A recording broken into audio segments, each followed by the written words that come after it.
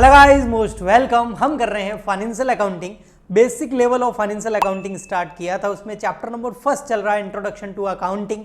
आज उसका part number 3 है। आज का पार्ट बहुत इंपॉर्टेंट है क्योंकि इस पार्ट में से एग्जाम में क्वेश्चन आने के चांसेस बीकॉम के अंदर, बीबीए के अंदर बहुत ज़्यादा रहते हैं। तो आप इसको एंड तक देखना, इससे आपका अकाउंटिंग का बेस बहुत बहुत बहुत स्ट्रांग हो जाएगा। ओके, चलिए 3 टॉपिक है जिसके ऊपर एग्जाम में क्वेश्चन भी आता है और ये अकाउंटिंग का बेस भी है। इसमें एक आता है accounting conventions, accounting concept, accounting principle. तो ये 3 चीजें हैं, तीनों चीजें हम क्लियर करके फिर आगे बढ़ेंगे। आज के लेक्चर के अंदर पहले इन तीनों को समझते हैं, ये तीनों है क्या, इनमें डिफरेंस क्या है, और फिर हम समझेंगे अकाउंटिंग कन्वेंशंस को डिटेल में। फिर नेक्स्ट लेक्चर में अकाउंटिंग कॉन्सेप्ट और फिर अकाउंटिंग प्रिंसिपल को देखेंगे। ठीक है, चलिए सबसे पहले अगर बात करूं तो यहां पर अकाउंटिंग वर्ड हटाते हैं और नॉर्मली देखते हैं कि कन्वेंशन क्या होता है, कॉन्सेप्ट क्या होता है, प्रिंसिपल्स क्या होते हैं।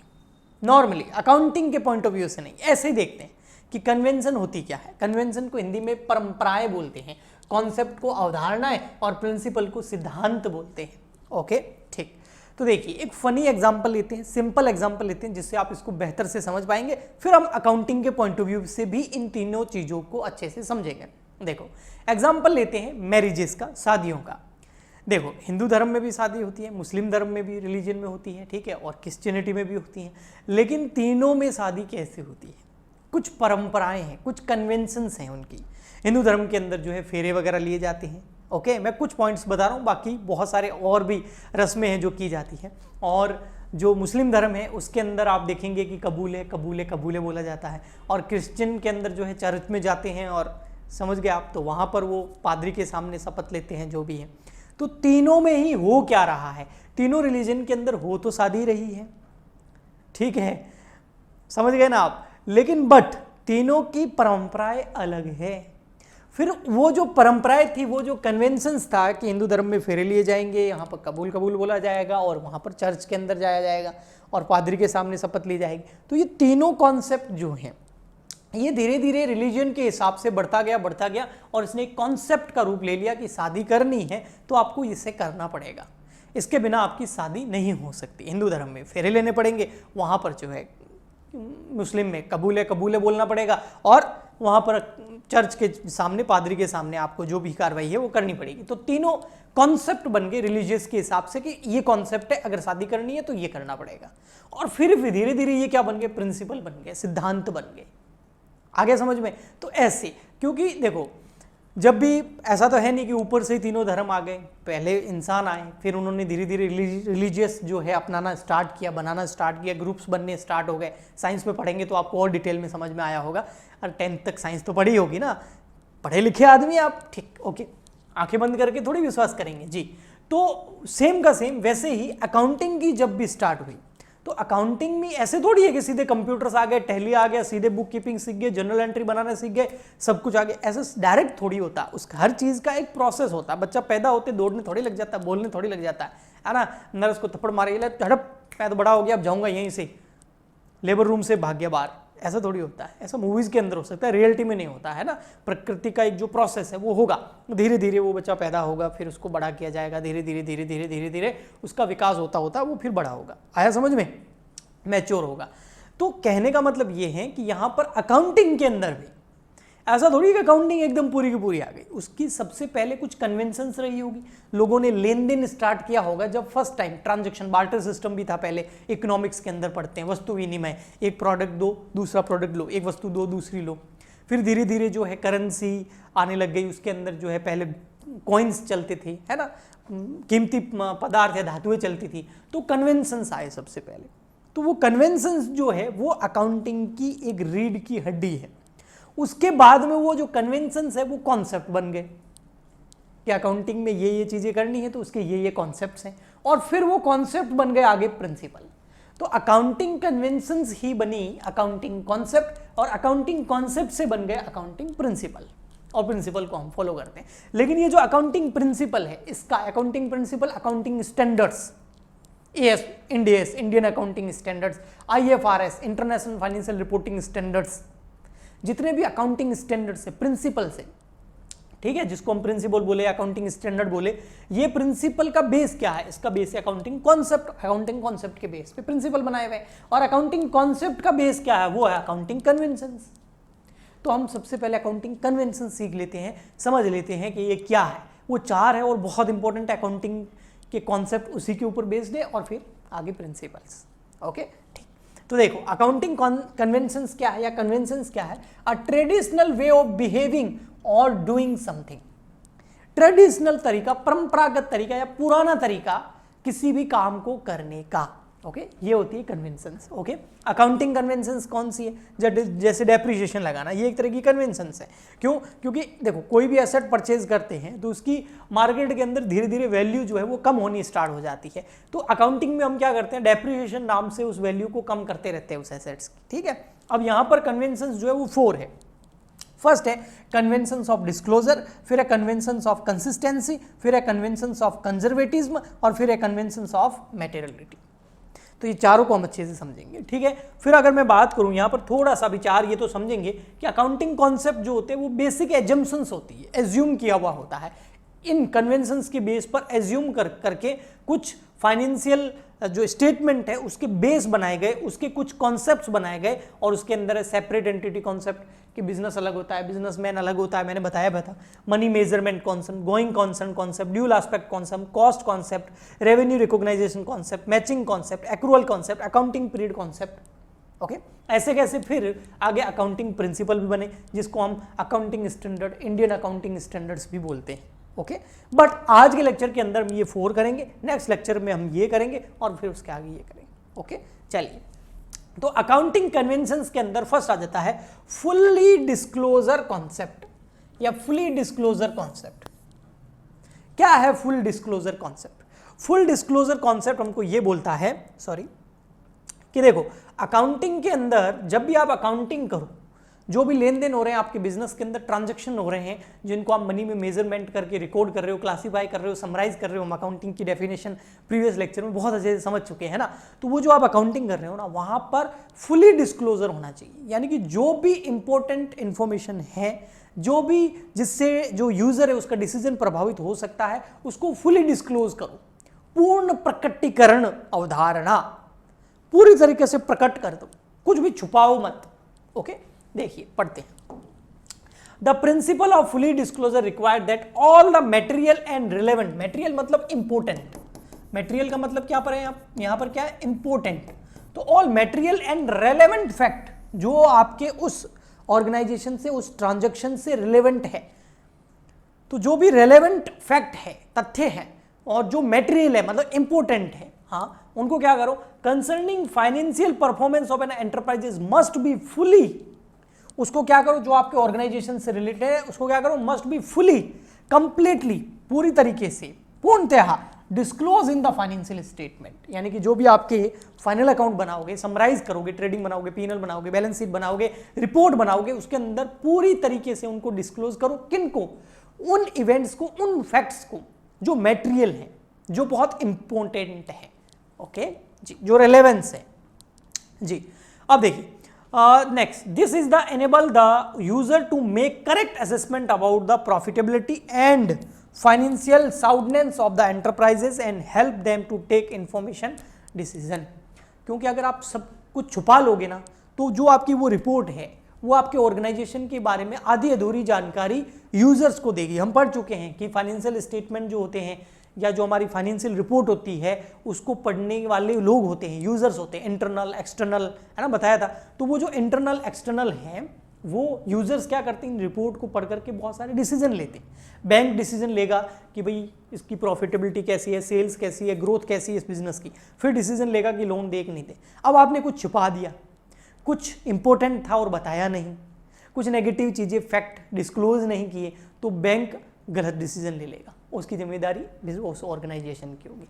इसीलिए फुली डिस्क्लोजर कॉन्सेप्ट बोलता है कि जो भी मटेरियल चीजें हैं, रेलेवेंट हैं, उसको फुली डिस्क्लोज करो, ताकि जो यूजर्स हैं उनका डिसीजन जो है वो गलत ना हो, वो करेक्ट डिसीजन ले सके, करेक्ट इंफॉर्मेशन को। इसको बोलते हैं true and fair information provide करानी चाहिए, एकदम सही इंफॉर्मेशन, सत्य इंफॉर्मेशन प्रोवाइड करानी चाहिए। कंसिस्टेंसी कॉन्सेप्ट, कंसिस्टेंसी का मतलब क्या है? कंसिस्टेंसी का मतलब ये है कि बिजनेस जो है वो निरंतर चलना चाहिए, कंसिस्टेंट चलना चाहिए। हाँ, बिजनेस तो चलेगा ही, लेकिन उसकी जो अकाउंटिंग है वो कंसिस्टेंस होनी चाहिए। और इसके अलावा जो अकाउंटिंग प्रिंसिपल्स आप फॉलो कर रहे हैं वो ऐसा नहीं होना चाहिए कि इस साल जो है मैं ये वाला मेथड लगाऊंगा, अगले साल ये वाला मेथड लगाऊंगा, फिर ये लगाऊं। फॉर एग्जांपल के लिए अगर थोड़ा बहुत आप जानते हो कि डेप्रिसिएशन में 2 मेथड होते हैं, एसएलएम भी होता है, डब्ल्यूडीवी भी होता है। स्ट्रेट लाइन मेथड होता है जिसमें डेप्रिसिएशन हमेशा एक जैसा लगता है, और डब्ल्यूडीवी में क्लोजिंग बैलेंस पे लगता है। अगर आप कॉमर्स के बंदे हैं तो समझ पाएंगे कि अभी मैंने क्या बोला। तो अगर वो दोनों मेथड, अगर कभी एसएलएम यूज कर रहे हैं डेप्रिसिएशन लगाने के लिए, कभी डब्ल्यूडीवी कर रहे हैं, फिर एसएलएम फिर डब्ल्यूडीवी, तो फिर ये आप सही नहीं कर रहे। या तो एसएलएम ही फॉलो कीजिए या फिर डब्ल्यूडीवी फॉलो कीजिए। ओके, ऐसे the accounting information provided by the financial statement would be useful in drawing conclusion regarding the working of enterprises only when allow comparisons over a period of time as well as with the working of the other enterprises। देखो, जो भी financial report बनाते हैं ना, एक साल की बनाते हैं, आपको पता है फाइनेंशियल ईयर की 1 अप्रैल 2000 को स्टार्ट होता है, जैसे अभी 1 अप्रैल 2024 को स्टार्ट हुआ, 31 मार्च 2025 में जाके ईयर खत्म होगा। तो 1 ईयर की अकाउंटिंग होगी, 1 ईयर की रिपोर्ट बनेगी, 1 ईयर के फाइनल अकाउंट्स बनेंगे, ठीक है। फिर अगले साल बनाओगे, फिर अगले साल बनाओगे। तो अब अगर आपको उनको कंपेयर करना है कि भाई इस साल हमारा प्रॉफिट कितना, सेल्स कितनी, ग्रोथ कितनी, फिर अगले साल कितनी, फिर अगले साल कितनी, आप कंपेयर करोगे ना उसको। अगर आपको मैं पूछूं कि इस ऑर्गेनाइजेशन कैसा है, तो आप क्या करोगे? आप उसके 3 साल के फाइनेंशियल स्टेटमेंट, उसके 3 साल की रिपोर्ट, उसकी 3 साल की अकाउंटिंग लेके आओगे और देखोगे भाई कितना कितना प्रॉफिट हुआ 3 साल में। प्रॉफिट बढ़ रहा है तो ग्रोइंग है, रेवेन्यू बढ़ रही है, ग्रोइंग है ना, समझ में आया? तो वो हम कंपेरिजन कर सकते हैं खुद ही ऑर्गेनाइजेशन के अलग अलग ईयर को, या फिर जो आपका दूसरा कोई एंटरप्राइजेज है, आपके बिजनेस को किसी और से कंपेयर करना है तो भी आपको अकाउंटिंग चाहिए 1 ईयर की। ओके, ठीक। बट अगर हर अकाउंटिंग ईयर के अंदर आप अलग अलग मेथड्स यूज करने लग जाओ, अलग अलग रिकॉर्डिंग के मेथड्स यूज करने लग जाओ, अलग अलग कॉन्सेप्ट यूज करने लग जाओ, और जो दूसरा एंटरप्राइजेज है वो कोई और अकाउंटिंग यूज कर रहा है, आप कोई और अकाउंटिंग यूज कर रहे हो, तो क्या अब कंपैरिजन करना सही रहेगा? नहीं रहेगा। तो ये बोल रहा है कंसिस्टेंसी, यानी कि अकाउंटिंग जो प्रिंसिपल्स हैं उनमें कंसिस्टेंट रहो, ताकि आप आराम से कंपैरिजन कर सको फाइनेंशियल स्टेटमेंट्स को, फाइनल अकाउंट्स को, रिकॉर्ड्स को, रिपोर्ट को, एक साल से दूसरे साल या एक एंटरप्राइजेस से दूसरे एंटरप्राइजेस। इसीलिए अभी क्या होता है, पूरे वर्ल्ड के अंदर IFRS international financial reporting standards, जो कि अकाउंटिंग प्रिंसिपल्स हैं, वो लागू कर दिए गए हैं, और इंडिया ने उसका नाम चेंज करके इंडियस कर दिया है, लेकिन सेम टू सेम है, ज़्यादा चेंजेस नहीं है। आने वाले लेक्चर में हम समझेंगे। तो इससे क्या होगा, पूरी दुनिया जो है वो एक ही तरीके के प्रिंसिपल फॉलो करके अकाउंटिंग कर रही है, ताकि किसी भी कंट्री की कंपनी के फाइनेंशियल अकाउंट्स को, फाइनेंशियल स्टेटमेंट्स को, ट्रेडिंग पीनल बैलेंस शीट को किसी दूसरी कंट्री की जो फाइनेंशियल स्टेटमेंट है उससे आराम से कंपेयर किया जा सके। आराम से लोग, आप बैठे बैठे अमेरिका के जो USA की कंपनी है कि रशिया की कंपनी है उसको देख सकते हैं, उसको समझ सकते हैं, उसके रिकॉर्ड्स को, और वहाँ के अपनी कंपनी के इंडियन कंपनीज के रिकॉर्ड्स को देख के समझ सकते हैं, क्योंकि सेम है। तो इससे देखो कितना ईजी हो जाता है। तो यही है आपका consistency concept. Okay, both interfirm and inter-period comparison are required to be made. This can be possible only, ये कब possible होगा, when accounting policies and practices followed by the enterprises are uniform, मतलब एक रूप हो, एक जैसी हो, and consistent over the period of time। एक तो सब जने एक जैसी अकाउंटिंग प्रिंसिपल फॉलो करें और हर साल एक जैसा फॉलो करें, तो फिर आप कंपैरिजन कर पाओगे खुद से भी और अदर से भी। ठीक है जी, हर कोई फिर उसको आसानी से समझ सकता है। नेक्स्ट आता है आपका फिर कंजर्वेटिज्म कॉन्सेप्ट। ये बहुत इंपॉर्टेंट है बेटा आप लोगों के लिए, ये बहुत इंपॉर्टेंट है, अभी तक का सबसे ज़्यादा यूज होने वाला आप लोगों के लिए, क्योंकि इससे बहुत सारे कंफ्यूजन जो क्लियर होते हैं। कंजर्वेटिज्म कॉन्सेप्ट होता क्या है, सबसे पहले ये समझते हैं। कंजर्वेटिज्म परंपरागत, कन्वेंशंस मतलब परंपरागत हो गया। कंजर्वेटिज्म हिंदी में क्या बोलते हैं इसको, हिंदी में इसका अच्छा नाम है रूढ़िवादिता। रूढ़िवादिता, यस, रूढ़िवादी मतलब पुराना तरीका, जिसको अभी भी अकाउंटिंग के अंदर फॉलो किया जाता है। कंजर्वेटिज्म कॉन्सेप्ट जो है वो रूढ़िवादिता है, उसको बोलते हैं। उसका मतलब क्या है, सिंपल एग्जांपल से समझाता हूँ। फॉर एग्जांपल के लिए अगर आपको मैं बोलूँ कि आपके जो है अगले महीने या अगले साल 2 लाख रुपए का खर्चा आने वाला है, और 100% आएगा ही आएगा, ये लॉस आपको होगा ही होगा, 2 लाख रुपए का लॉस होगा, कोई नहीं बचा सकता। ठीक है, एक चीज़ मैंने ये बोली। अब आप क्या करोगे, बैठे रहोगे, वो लॉस होने का इंतजार करोगे कि हाँ भैया लॉस होगा, ठीक है होगा तब देखेंगे, समझ में आया? तो ये आपके लिए एक चेतावनी हो गई। अब आप चुपचाप नहीं बैठोगे, अब आप क्या करोगे, उस लॉस को या तो कम करने की कोशिश करोगे, सिक्योर करने की कोशिश करोगे। वो लॉस अगर हो गया तो उसकी रिकवरी कैसे होगी, उसकी व्यवस्था करनी स्टार्ट कर दोगे। या कोई 2 लाख 5 लाख का खर्चा आने वाला, आपको पता है 2 साल बाद में आने वाला है। फॉर एग्जाम्पल के लिए आपके बच्चों को हायर एजुकेशन के लिए बाहर भेजना है किसी पेरेंट्स को, ठीक है। अब आपको पता है MBA करवानी है फॉर एग्जाम्पल, तो उसके आपको पता है 5-6 लाख रुपए लगेंगे। तो अब आप क्या करेंगे, फैमिली या पेरेंट्स क्या करेंगे, बैठे रहेंगे? नहीं, पैसा इकट्ठा करना स्टार्ट कर देंगे क्योंकि सामने दिख रहा है। ठीक, अगर ये का ये बोलूँ कि आपका जो बेटा है या आपके जो बच्चे हैं वो उसकी कोई जॉब 100% लग जाएगी और उसके कमाई अच्छी खासी होने लग जाएगी, अब क्या करोगे? अब कुछ नहीं करोगे, होगी तब देखी जाएगी। कहने का मतलब फ्यूचर में जो भी प्रॉफिट्स होते हैं उसको हम अभी टेंशन नहीं लेते, प्रेजेंट में टेंशन नहीं लेते, फ्यूचर में होगा तो देखा जाएगा। लेकिन फ्यूचर में अगर कोई खर्चा आ जाए, कोई लॉस होने वाला हो, तो उस लॉस की या उस खर्चे की भरपाई के लिए अभी से ही हम कुछ ना कुछ व्यवस्था करनी स्टार्ट कर देते हैं। यही है कंजर्वेटिज्म कॉन्सेप्ट। इसका मतलब होता है कि देखो भाई, अगर अकाउंटिंग के अंदर अभी करंट ईयर चल रहा है, फ्यूचर ईयर के अंदर भविष्य में कोई लॉस होने की संभावना हो, हाँ, तो उस लॉस की भरपाई की व्यवस्था अभी से करनी स्टार्ट कर दो। लेकिन फ्यूचर में अगर कोई प्रॉफिट होने की संभावना हो तो वो नहीं रिकॉर्ड करेंगे अभी। तो फ्यूचर में लॉस होने की पॉसिबिलिटी हो तो उसकी व्यवस्था, उसकी रिकॉर्डिंग करंट ईयर से स्टार्ट कर देंगे। बट फ्यूचर में प्रॉफिट हो तो करंट ईयर से नहीं करेंगे। ये कंजर्वेटिज्म कॉन्सेप्ट होता है। ओके, ठीक है। देखिए यहां पर the concept of conservatism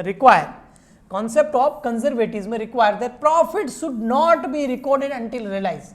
profit जब तक रियलाइज नहीं होगा तब तक उसको रिकॉर्ड नहीं करेंगे। फ्यूचर में रियलाइज होगा, फ्यूचर में प्राप्त होगा तो फ्यूचर में रिकॉर्ड करेंगे। लेकिन लॉस अगर फ्यूचर में होने वाला है तो उसकी रिकॉर्डिंग अभी से स्टार्ट हो जाएगी। Okay, but all losses even those which may have remote possibility, भले उनकी पॉसिबिलिटी बहुत कम है, are to be provided for the in the books of accounts. लेकिन फ्यूचर में अगर कोई लॉस होने वाला है, भले कम संभावना है, फिर भी करंट ईयर में हम उसको रिकॉर्ड करना स्टार्ट कर देते हैं। ओके, ठीक। इसीलिए बहुत सारे प्रोविजन हम बनाते हैं। प्रॉफिट का कभी प्रोविजन नहीं बनता। फ्यूचर में अगर कोई बैड डेब्ट्स का लॉस होने वाला है, डेप्रिसिएशन का प्रोविजन बना देते हैं। तो प्रोविजन लॉस का हम करंट ईयर में बनाते हैं। ओके, नेक्स्ट आता है लास्ट, मैटेरियलिटी कॉन्सेप्ट। ये बहुत अच्छा है। मैटेरियलिटी मतलब मैंने आपको थोड़ी देर पहले बताया था, इंपॉर्टेंट, जो बहुत इंपॉर्टेंट है, जो इंपॉर्टेंट है उसको आप बुक्स ऑफ अकाउंट्स के अंदर दिखाओ। जो ज़्यादा इंपॉर्टेंट नहीं है उसको आप बुक्स ऑफ अकाउंट्स के अंदर मत दिखाओ। फालतू का टाइम वेस्ट मत करो इसके ऊपर। बिजनेस ऑर्गेनाइजेशन के अंदर एक एग्जांपल से समझाता हूं कि मटेरियल और इमैटेरियल क्या होता है। मटेरियल मतलब बहुत इंपॉर्टेंट है, इसको दिखाना पड़ेगा, वास्तव में उसका कुछ वजन है।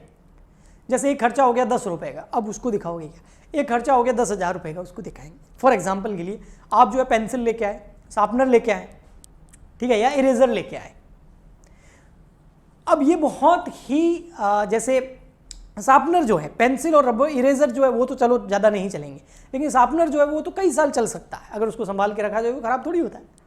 तो क्या अब आप उसको बैलेंस शीट के अंदर एसेट साइड में दिखाओगे? 5 रुपए का शार्पनर, उधर करोड़ों की है मशीनरी, इधर 5 रुपए का शार्पनर, नहीं दिखाएंगे। इमैटेरियल है इसलिए नहीं दिखाएंगे उसको। बुक्स ऑफ अकाउंट्स के अंदर एसेट्स में नहीं दिखाएंगे। बाकी शार्पनर जो है उसका काम तो वही है ना, वो आपको कई साल तक, जैसे पंचिंग मशीन लेके आ गए आप, स्टेपलर, ठीक है, 50-100 रुपए का जो भी आता है, अब वो कई साल हो सकता है काम आ जाए। फॉर एग्जांपल के लिए मेरे पास पड़ा 10 साल पुराना, अभी तक वो यूज आ रहा है, खराब ही नहीं होता है, वो उसके अंदर पिन डालो और चलाओ। समझ में आ गया? तो क्या उसको अब एसेट साइड में दिखाऊंगा मैं? नहीं, वो इमैटेरियल है।